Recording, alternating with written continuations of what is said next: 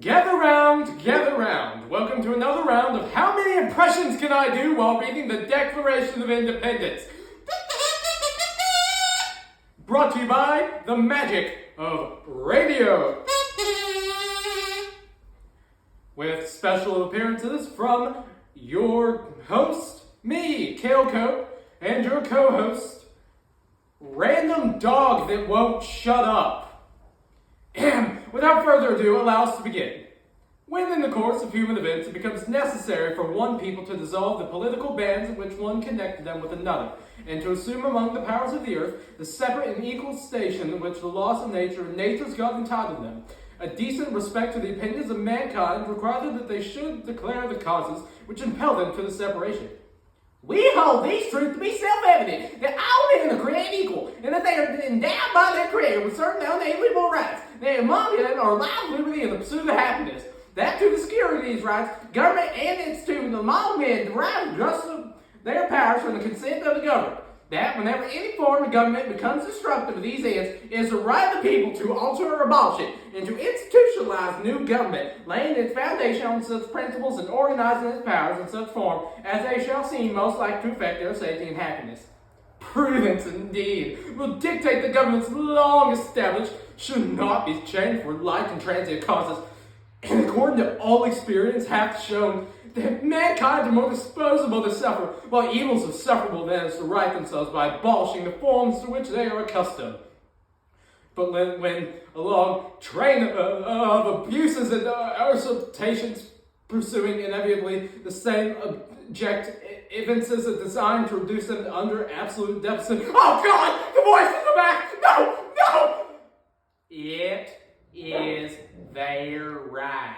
It is their duty to throw off such government and to provide new guards for their future security, such has been the patient sufferance of these colonies, and now the necessity which constrains them to alter their former systems of government. The history of the present King of Great Britain is a history of repeated injuries and usurpations, all having in direct object the establishment of an absolute tyranny over these states. To prove this, let facts be submitted to a candid world.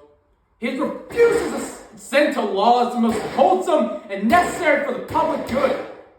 He's forbidden his governors to pass the laws of the immediate and pressing importance unless suspended in their operation till his assent should be attained, and when so suspended slay, he is utterly neglected to attend to them. He has refused to pass other laws for the accompaniment of large districts of people unless those people would relinquish the right of representation in the legislature, a right intestimable to them and formidable to tyrants only.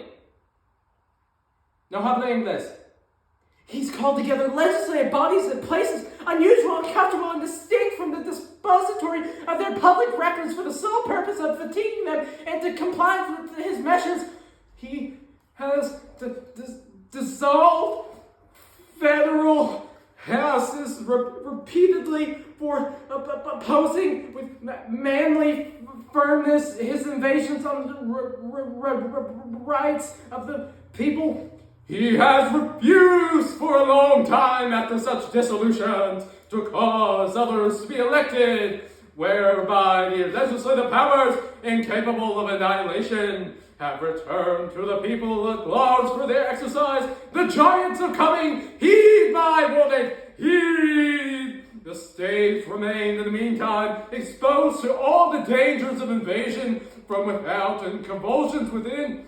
He has endeavored to prevent the population of these states for the purpose of obstructing the laws for naturalization, and foreigners refusing to pass others to encourage their mitigations hither, and raising the conditions of the new appropriations of lands. They who has obstructed the administration of justice by refusing the assent allows to establish in judiciary powers he has made judges dependent on his will alone and for the tenure of their offices and the amount of payment of their salaries. He's erected a multitude of new offices and sent hither swarms of officers to harass our people and eat out their substance. He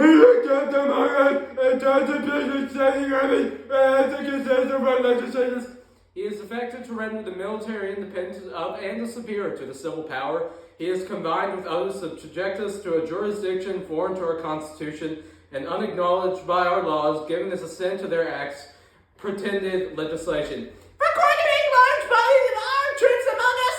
For pretending them by mock trial from punishment for many murders which they should commit on the inhabitants of these states. For cutting off all trade with parts of our worlds.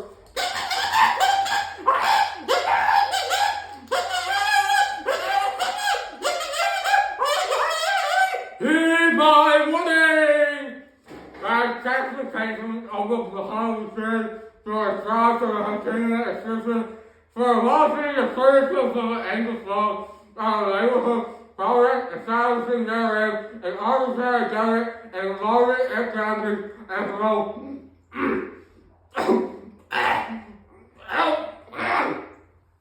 to render all of us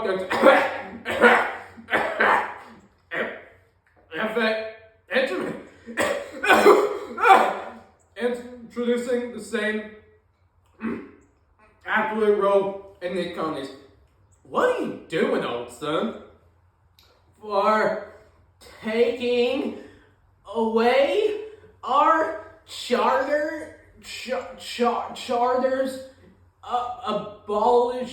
abolishing our most valuable laws and altering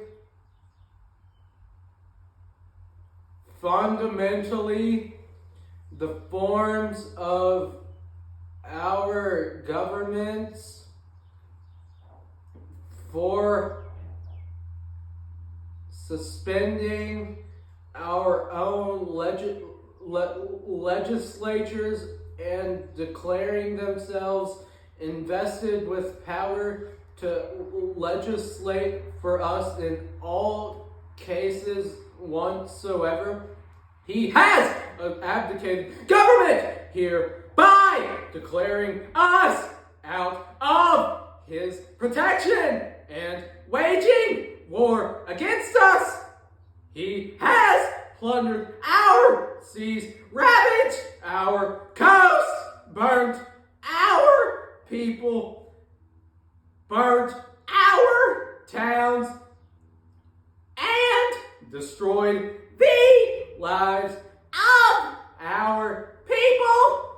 He is at this time transporting large armies of foreign mercenaries to complete the works of death, desolation, and tyranny, already begun with circumstances of cruelty and perfidy, scarcely enabled in the most barbarous ages, and totally unworthy the head of a civilized nation.